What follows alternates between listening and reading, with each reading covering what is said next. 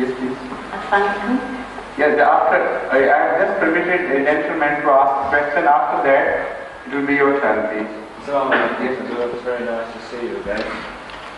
My question really follows on about marriage. We were talking before about the engagement. My question really follows the engagement. It's quite simple. Are you married? No, I'm not. Very, very married. I'd really like to know if it's wrong for Muslim parents to practice contraception. Yes, I'll explain that. Thank you. It is said that is it wrong for Muslim parents to practice contraception, birth control? The fact is that Islam does not prohibit birth control except for one reason alone. And that reason has been mentioned in the Holy Quran in very clear terms. La taqtulu awladakum min khashyati imlaq. Do not kill your offspring, your progeny, for the fear of paucity of means of livelihood, for the fear that you will be left with less means of livelihood, while your children would outnumber your capacity to feed them. This is what is called khashyati imlaq. So for this reason, it is positively prohibited. And this is in fact the only reason for which the world governments are advocating birth control. This is a reflection upon war, and a very bad reflection for that matter.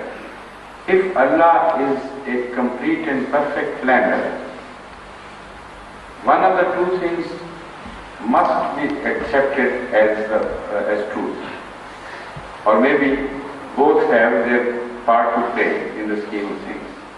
Number one, it's impossible for God to create human beings and give them a rate of spread much faster than can be sustained by the available natural resources. If there is no accord in the two, then Allah would be a very poor planner. That is one situation. The other is that from time to time, one wheel runs a bit ahead and the other is left a bit behind, but not without a purpose, to create certain situations and to gain certain positive ends in the larger scheme of things. Now, in either case, birth control has no justification. In the first place, there is no need. In the second place, you will be frustrating the plan of things made by Allah, where He intentionally wants such things to happen for a while. That is one general answer to this. The other, more factual explanation of the situation is this: that despite the claim that the means of livelihood are progressing by mathematical progression and the human race is progressing by geometrical progression, this is why there are so many trials for the people who suffer hunger and destitution and everything. This is one explanation, and this is called Malthus theory. While the fact is that if you work it backwards, this will be proved wrong. According to his theory, if this population is worked backward, which we find today, the human race will end within the last 200-300 years to be finished. So there are other factors which have been missed by him and other scholars of this field. Secondly, man has always been facing hunger at various times in history. This factor is completely forgotten by these so-called philosophers. When the population of mankind was very small, even then man faced hunger. When it increased, even then it faced hunger.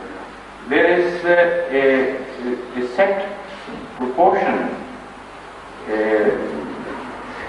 You know, a relationship between suffering and the number of mankind, which is not changeable. It is a constant. What factors determine it?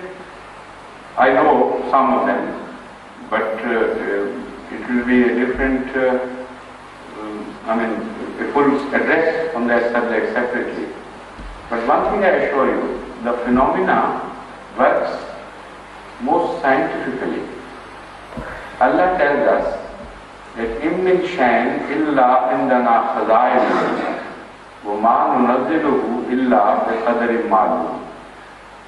That we have vast resources of everything, and those resources can never be exhausted because unending resources are available to us.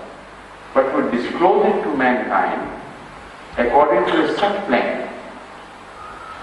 That is the relationship between man and his resources.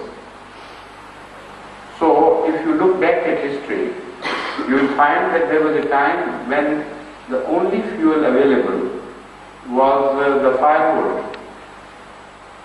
And if mankind kept on burning and consuming that firewood, it would be completely without sources of energy now today.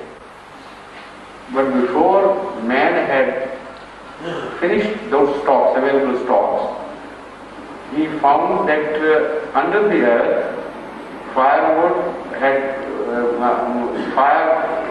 sources could be available in the form of coal or coke, a different shape or the same wood in fact. So it started using that energy.